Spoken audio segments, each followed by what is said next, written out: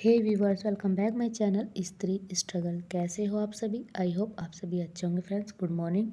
और आज मेरे दिन की शुरुआत हुई थी सुबह के 3:30 बजे।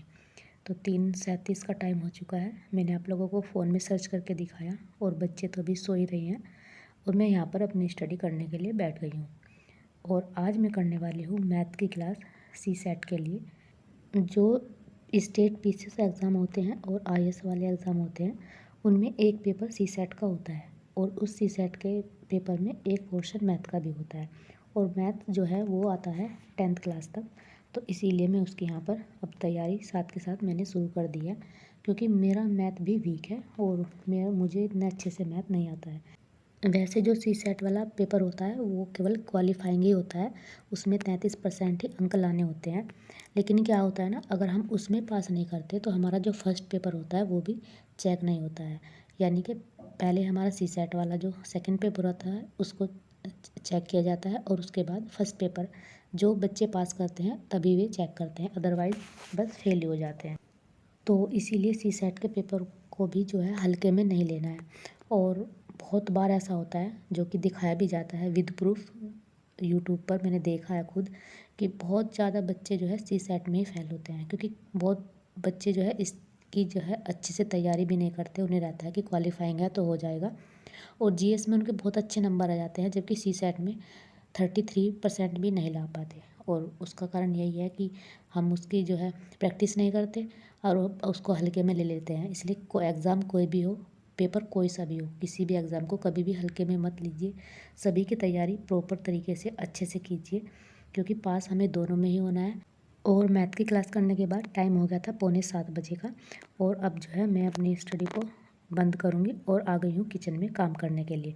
और आज थोड़ा लेट तक मैं इसलिए पढ़ पाई हूँ क्योंकि आज बच्चों का ऑफ है स्कूल, वो नहीं जाएंगे। बच्चों के एग्ज़ाम चले हुए हैं जैसे कि आपको पता ही है, तो वो नहीं जाएंगे, तो इसलिए मैं थोड़ा लेट ही किचन में गई हूँ। अगर बच्चे स्कूल जाते हैं तो फिर थोड़ा जल्दी जाना पड़ता है।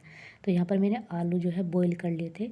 अब इन आलू में मैं कुछ की सब्ज़ी बनाऊँगी आलू की, और कुछ आलू के पराठे बनाऊँगी, क्योंकि मेरे बच्चों को आलू के पराठे बहुत ज़्यादा पसंद है, यूवी कनिका को। तो इसलिए उनके लिए आलू के पराठे बनाऊंगी। नाश्ते में सभी के लिए आलू के पराठे बनाऊंगी, लेकिन लंच में हस्बैंड की टिफ़िन जाएगा तो उसमें जो है सब्ज़ी बनाऊंगी आलू वाली। तो यहाँ पर जो है मैंने सब्ज़ी में भी तड़का लगा दिया था। नॉर्मल सा ही तड़का लगाते हैं, जैसे कि आपको बताया ही है मैंने कि स्टोन वाली प्रॉब्लम हो रखी है, तो इसलिए टमाटर जो है बिल्कुल अवॉइड कर रखे हैं। केवल ऐसे ही जीरे में तड़का लगा लेते हैं या प्याज में। तो सब्ज़ी बन चुकी है, बस मैंने यहाँ पर जो है पराठे बनाने शुरू कर दिए हैं। और हस्बैंड नहा लिए थे, वो कर रहे हैं पूजा। और बच्चे जो हैं अपना अभी तक लेटे हुए थे, क्योंकि जिस दिन संडे होता है या स्कूल ऑफ होता है तो मैं भी उनको ज़्यादा जल्दी नहीं जगाती हूँ, आराम से ही जग जाते हैं। बाकी दिन तो वो 6 बजे 6:30 बजे उठ ही जाते हैं। तो यहाँ पर जो है सब्ज़ी भी हो गई है रेडी, पराठे भी बन गए हैं और हस्बैंड को साथ के साथ खाने के लिए भी दे दिए हैं। और यहाँ पर मैं एक कमेंट्स जो है आप लोगों के साथ शेयर करना चाहूँगी। और मेरी एक व्यूवर्स कमेंट्स लिखती हैं कि उनकी एज 41 है और उनके 2 बच्चे हैं, बेटा 10th क्लास में और बेटी 7th क्लास में, कुछ इस तरीके से हैं।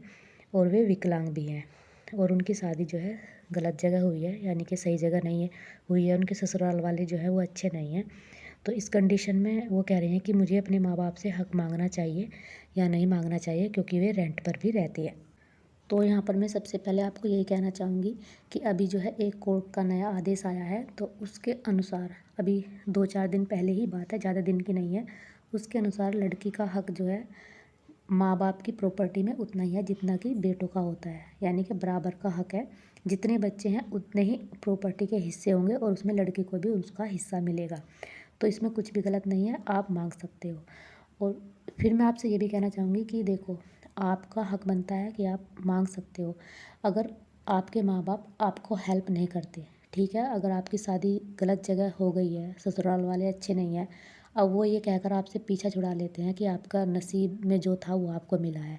ऐसा नहीं है। जब अगर किसी की बेटी परेशान है तो माँ बाप को उसकी हेल्प करनी चाहिए, न कि उसको अनदेखा कर देना चाहिए। उनको तो आपको सपोर्ट करना चाहिए, आपको मोटिवेट करना चाहिए और आपकी हेल्प भी करना चाहिए हर तरीके से। या तो आपको अपने पास रखे, या कोई बात नहीं, अगर जैसे भाभी आ जाती है घर में, भाई भाभी होते हैं तो फिर साथ में नहीं रहा जाता, तो कोई बात नहीं, आप रेंट पे रहते हो तो आप रेंट पे ही रहे, लेकिन आपके बच्चों की पढ़ाई का खर्च कुछ तो दें। ये उनका हक बनता है, क्योंकि उन्होंने आपको जन्म दिया है और आप उनकी बेटी हो। पता नहीं कैसे माँ बाप होते हैं जो इस तरीके से बेटे और बेटी में फ़र्क करते हैं, जबकि ऐसा कुछ नहीं होना चाहिए। क्योंकि बच्चे, बेटा हो चाहे बेटी, दोनों ही बराबर हैं और उनका समान अधिकार भी है, समान हक है, उन्हें समान जो है प्यार भी मिलना चाहिए। बहुत ही गलत बात है, लेकिन कुछ लोगों की सोच जो है अभी भी वैसी ही है, अभी तक भी जो है वे नहीं बदले हैं। और अगर आपके घर वाले आपको सपोर्ट नहीं करते ऐसी कंडीशन में भी, और आपसे जो है वे नहीं रिश्ता रखना चाहते, तो फिर इस स्थिति में तो मैं भी आपको यही कहना चाहूँगी कि आपको ज़रूर जो है अपना हक मांगना चाहिए।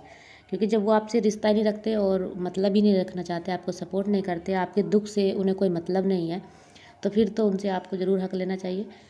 और जो आपकी फ़िक्र ही नहीं करते, आपके दुख में दुखी नहीं है, आपके सुख में सुखी नहीं है, तो वो इतनी आसानी से हक देंगे भी नहीं आपको। तो फिर कोर्ट के द्वारा ही जो है अपना हक लेना पड़ेगा। मांगने से वो आप लोगों को अपना हक, आपका हक नहीं देंगे। और वैसे आपका हक तो ससुराल से भी बनता है। जब आपके बच्चे हैं तो आपके हस्बैंड होंगे, जो भी होगा उनके पास जो भी प्रॉपर्टी है उसमें आपका हक बनता है। आप चाहे तो उन पर भी जो है अपना हक के लिए केस अपना फाइल कर सकते हैं, आपको खर्च देंगे।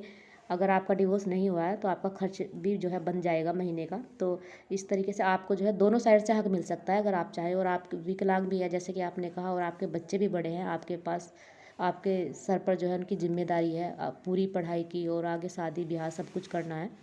तो ऐसी कंडीशन में तो आपको ज़रूर हक लेना चाहिए। जब आपको कोई इस स्थिति में भी खुश नहीं रख सकता, सपोर्ट नहीं कर सकता, आपका साथ नहीं दे सकता, तो फिर आपको हक लेना चाहिए। मायके वालों से भी ज़रूर लेना चाहिए। मैं तो फिर यही कहूँगी, वे क्या मायके वाले होंगे जो आपके जो है इस स्थिति में भी आपका साथ नहीं दे रहे हैं, तो फिर उनसे क्या एक्सेप्ट करेंगे। उनसे तो फिर यही है कि अपना हक ज़रूर लेना चाहिए। तो फ्रेंड्स, यहाँ पर सारा काम ख़त्म करने के बाद जो है मैं पढ़ने के लिए बैठ गई थी, और मेरी जो है 7th क्लास की एनसीईआरटी ज्योग्राफी कंप्लीट हो चुकी है। अब मैंने 8th क्लास की एनसीईआरटी ज्योग्राफी स्टार्ट कर दी है स्टार्टिंग से। सबसे पहले जो है संविधान की उद्देशिका का मैंने जो है यहाँ पर रीड किया था, उसको पढ़ा था, क्योंकि वो बहुत ज़्यादा इंपॉर्टेंट है। अभी आरओ वाले एग्ज़ाम में उसी से एक क्वेश्चन बना था, तो उसे जो वो भी हमारे जो है याद होनी चाहिए। तो यहाँ पर मैं अपना फर्स्ट स्टडी स्लॉट जो है कंप्लीट करूँगी। और आज तो बच्चे जो हैं घर पर ही हैं, तो आज मुझे थोड़ा ज़्यादा टाइम मिलेगा पढ़ने के लिए, क्योंकि फिर उन्हें स्कूल से लाना नहीं होता है। और जब मैं स्कूल से उन्हें लेने के लिए जाती हूँ तो 1 घंटा जो है मेरा लग ही जाता है, बच्चों को लाना, उसके बाद जो है खाना पीना देना, तो इन सब चीज़ों में 1 घंटा लग जाता है। तो उसके बाद जो है मैंने फिर यहाँ पर बच्चों को भी पढ़ने के लिए बैठा दिया था, क्योंकि उनके भी एग्ज़ाम है, तो अब वो भी जो है अपना रीड कर लेंगे। और उसके बाद जो है उनको होमवर्क वगैरह दे दिया और समझा दिया। फिर शाम के टाइम दोबारा से जो है मैं फिर पढ़ने के लिए बैठ गई थी। और यहाँ पर मैं पढ़ रही हूँ पॉलिटी, मूल कर्तव्य 9 जो चैप्टर है, लक्ष्मीकांत से मैं कर रही हूँ। आप लोग कमेंट्स में पूछते हो कि दीदी आप किस चीज़ से जो है, कौन सी राइटर की बुक है आपके पास, तो मेरे पास लक्ष्मीकांत है, उसी को मैं पढ़ रही हूँ। और अब तो जो आर वाला एग्ज़ाम है जो 11 फरवरी को हुआ था वो कैंसिल हो चुका है, और उसकी जो है दूसरी डेट आएगी। अब 6 मंथ में बोल रहे हैं कराने के लिए गवर्नमेंट, तो देखिए कब तक जो है करते हैं, कब तक डेट आती है। अभी तक ऑफिशियल नोटिस जो है वो नहीं आया है, 1-2 दिन बाद नोटिस भी जो है आ ही जाएगा। लेकिन ये तो फिक्स हो गया है कि पेपर जो है वो कैंसिल हो चुका है और दोबारा से एग्ज़ाम होगा। तो अब दोबारा से जो है अपनी प्रिपरेशन करेंगे और अच्छे से करने की कोशिश करेंगे, पहले से अच्छा की कर पाएँ। और अब आ गई हूँ रात के डिनर की तैयारी के लिए, और आज के वीडियो व्लॉग को यहीं पर एंड करूँगी। अगर वीडियो पसंद आया हो तो लाइक करना, चैनल पर नए हो तो सब्सक्राइब करना। फिर आपसे मिलते हैं नेक्स्ट वीडियो में, तब तक के लिए bye bye and take care. और यहाँ पर जो है मैं कर रही हूँ मलाई गरम।